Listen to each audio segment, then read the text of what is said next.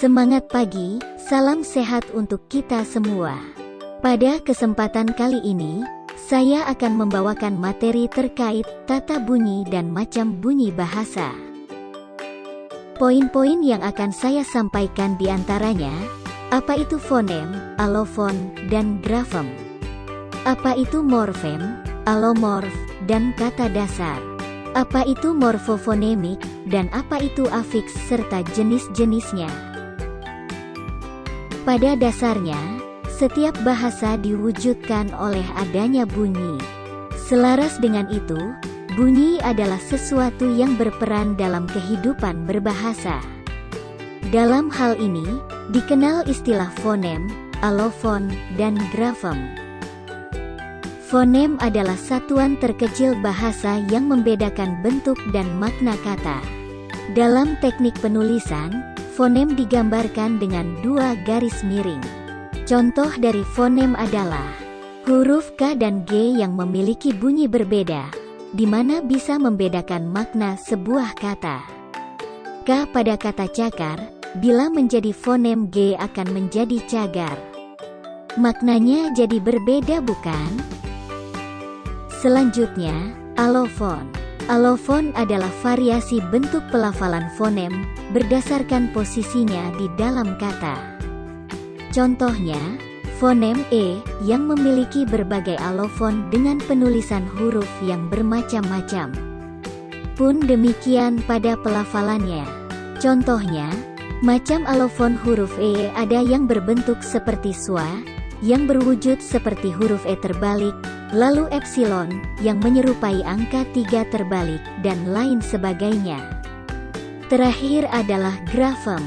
Grafem adalah satuan terkecil sebagai pembeda dalam sebuah sistem aksara. Perlu kiranya kita ketahui dan perhatikan perbedaan fonem dan grafem. Kalau kita berbicara tentang fonem, kita berbicara bunyi. Kalau kita berbicara tentang grafem, lebih mengarah kepada huruf. Sebagai contoh, dapat kita perhatikan penjelasan yang ada di layar, bahwa bagaimanapun simbol dan pelafalan huruf E ditulis, baik schwa atau epsilon, akan tetap merujuk pada grafem huruf E. Pada topik berikutnya, kita akan berbicara tentang morfem, alomorf, dan kata dasar. Ilmu bahasa mengenal adanya bentuk bahasa yang menyerupai kata, yang bisa dipecah menjadi bagian kecil dan dipecah kembali menjadi bagian terkecil sampai tidak lagi memiliki makna. Pertama, morfem adalah satuan bahasa terkecil yang memiliki makna. Misalnya, kata diperkecil, di, per dan kecil, disebut dengan morfem. Nah, bentuk di dan per tadi adalah morfem terikat. Sedangkan morfem seperti kata kecil merupakan morfem yang bisa berdiri sendiri dan biasa disebut morfem bebas.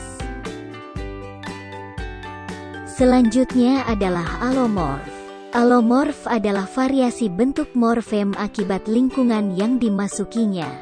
Ia masih merupakan satu kelompok morfem, akan tetapi memiliki wujud yang berbeda.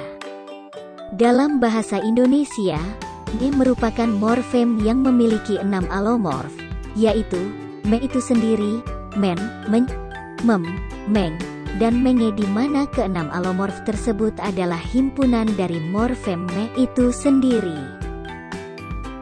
Setelah itu ada kata dasar, yang merupakan komponen yang menjadi dasar bentukan kata yang lebih besar. Selanjutnya, apa itu morfofonemik?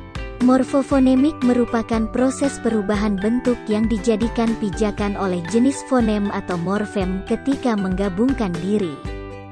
Jadi, morfofonemik ini adalah sebutan untuk proses perubahannya itu ya. Sebagai contoh, bisa cek di paragraf kedua ya. Berikutnya, jika sebuah kata diturunkan untuk membuat kata baru harus ditambahkan imbuhan atau disebut afiks. Imbuhan sendiri ada 4 jenis, yaitu, yang letaknya di awal atau disebut prefiks, yang letaknya di tengah atau disebut infiks, yang letaknya di akhir atau disebut sufiks, lalu yang berada di awal dan akhir atau yang disebut konfiks. Baiklah, tak terasa sudah sampai di ujung laman, yang mana menandai akhir presentasi saya kali ini. Terima kasih atas perhatiannya, mohon maaf bila ada salah kata. Terima kasih.